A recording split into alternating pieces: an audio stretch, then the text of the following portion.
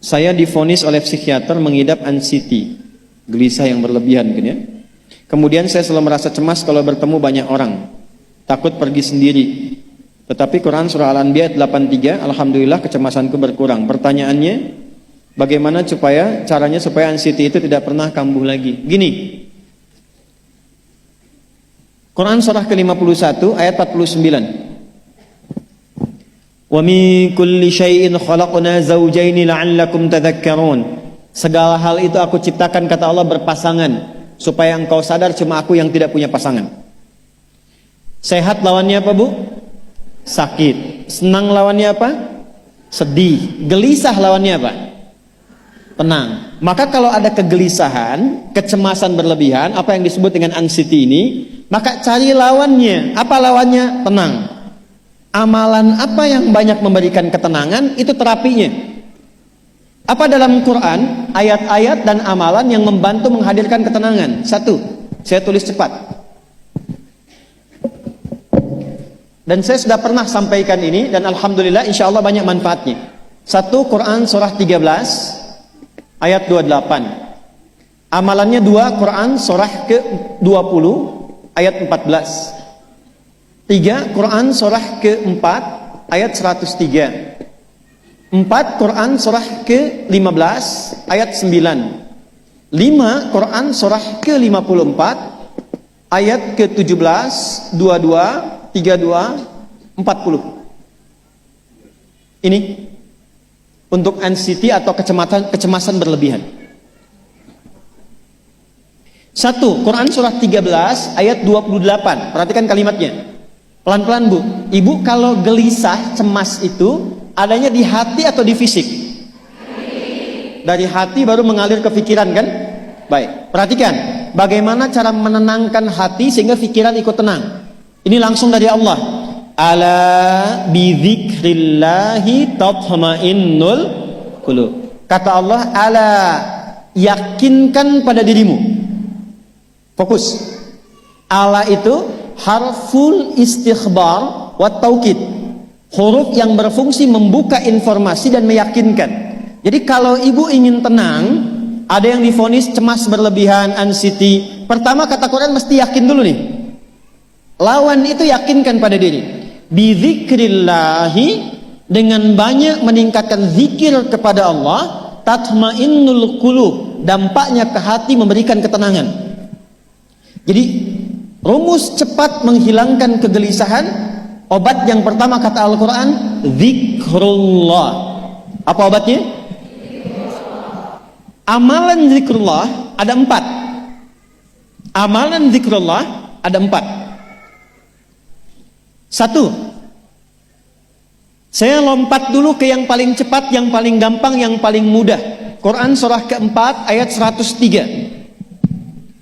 فَإِذَا قَضَيْتُمُ الصَّلَاةَ فَاذْكُرُوا اللَّهَ. Maka jika engkau telah tuntas mengerjakan salat, berzikirlah kepada Allah. Ibu kalau sudah salat ada zikir? Ya? Subhanallah, alhamdulillah, Allahu akbar, astagfirullah, ada itu? Hafal ya? Itu yang paling gampang. Kalau sedang cemas, keluarkan zikir pertama dalam bentuk kalimat thayyibah. Apa kalimat pertama yang dibaca setelah salat? Bukan. Astagfirullah.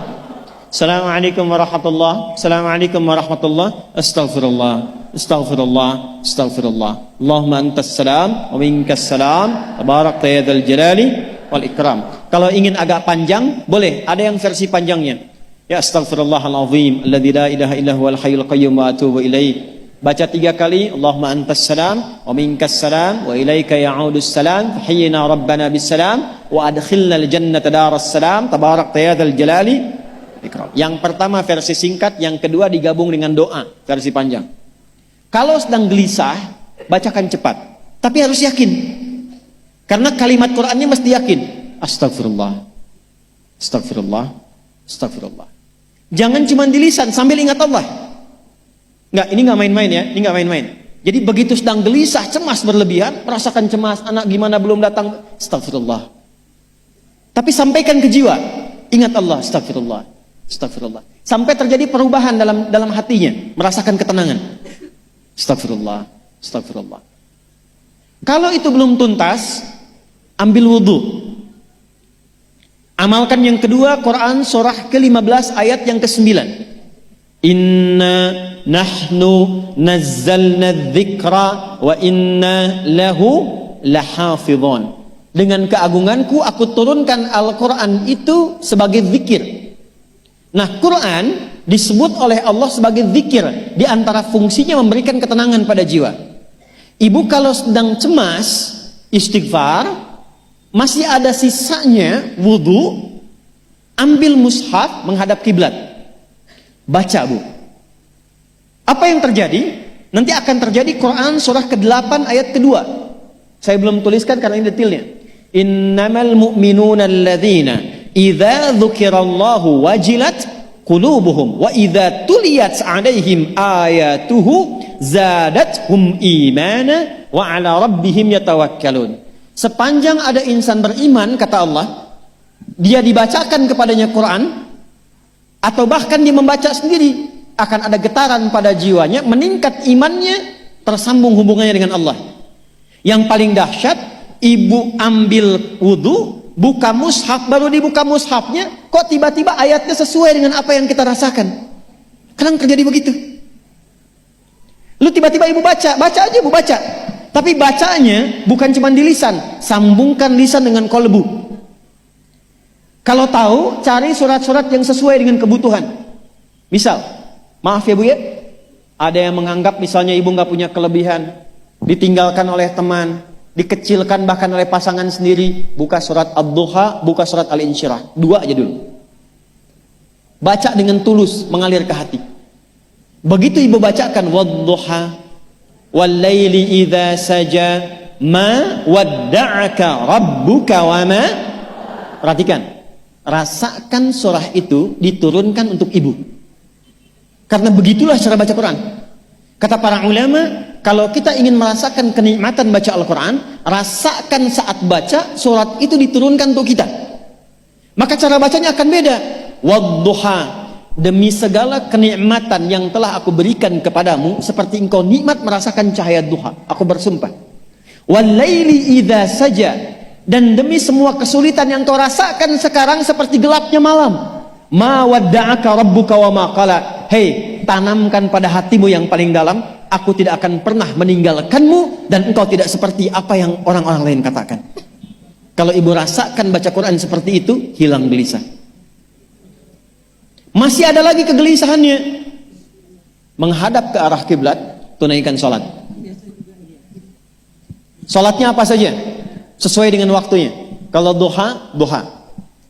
Kalau nggak ada waktu khusus, ambil wudhu, sholat mutlak, sholat wudhu, menghadap ke kiblat. Lalu maaf, saya tutup, saat sujud, tumpahkan semua kegelisahan itu dalam sujud. Tumpahkan semua, sampai air matanya mengalir. Nggak apa-apa, tumpahkan semua. Nanti rasakan perubahan yang terjadi setelah sholat tuntas dikerjakan. Karena sholat mengumpulkan semua jenis zikir ini. Istighfar ada dalam salat? Ada. Ya, ibu ruku sujud baca istighfar. Subhanakallahumma bihamdika Allahumma ighfirli. Subhanallah ada? Alhamdulillah ada? Allahu akbar ada? Dalam salat baca Quran? Al-Fatihah itu Quran. Semua ada. Sudah? Yang terakhir biasanya kalau sudah selesai sholat, ketenangan awal itu muncul. Tapi setelah itu kadang-kadang muncul lagi, kalau belum tuntas semua. Maka praktekkan isi surat Al-Insyirah. Ini penutupnya. Inna ma'al usri, fa inna ma'al usri. Apa artinya insyirah? Insyirah itu suasana hati yang lapang, selapang-lapangnya seakan-akan gak ada beban lagi. Maka kata Allah, kalau hatimu ingin lapang dan tidak pernah merasakan ada beban lagi, maka perhatikan. Alam nashrah. Hei, masa engkau merasa cemas, gelisah dan berlebihan hanya karena masalah yang sekarang kau hadapi? Bukankah dulu banyak ribuan masalah yang telah aku selesaikan? Jadi kalau ibu mengalami masalah sekarang, jangan sampai larut sedih dengan masalah yang sekarang. Yakin dulu pun banyak masalah selesai juga. Alam nashrah. Lalu apa yang harus dilakukan? Kata Allah, seberat-beratnya beban, tanamkan keyakinan pada jiwamu. Inna ma'al usri, semua ini pasti selesai.